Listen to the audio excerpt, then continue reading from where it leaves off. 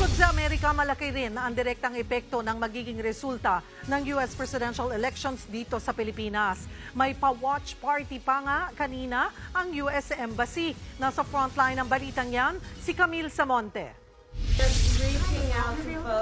Hanggang dito sa Pilipinas, inaabangan kung sino kina US Vice President Kamala Harris at former President Donald Trump ang uupo sa White House bilang susunod na presidente ng Amerika.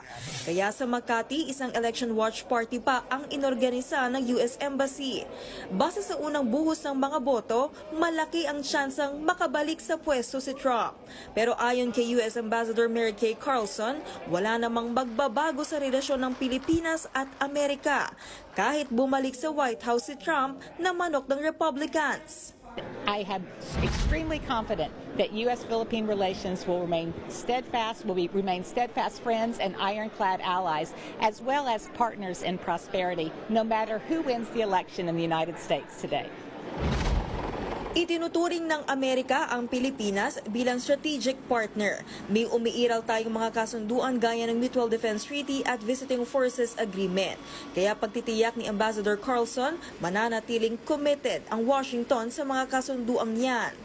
Kahit nasa kabilang bahagi ng mundo ang Amerika, tiyak ang magiging epekto ng eleksyong ito sa buhay ng mga ordinaryong Pilipino, mula sa foreign policy kaugnay sa West Philippine Sea hanggang sa direktang impluwensya sa ekonomiya ng Pilipinas.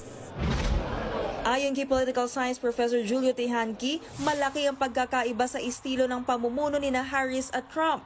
Kung si Harris daw ang manalo, siguradong itutuloy niya ang mga policy ni US President Joe Biden.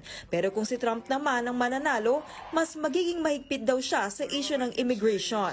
Magkakaroon ng bagong wave of restrictions, magkakaroon ng epekto rin sa mga ibang kababayan natin, lalong-lalo na yung mga gustong mag-migrate.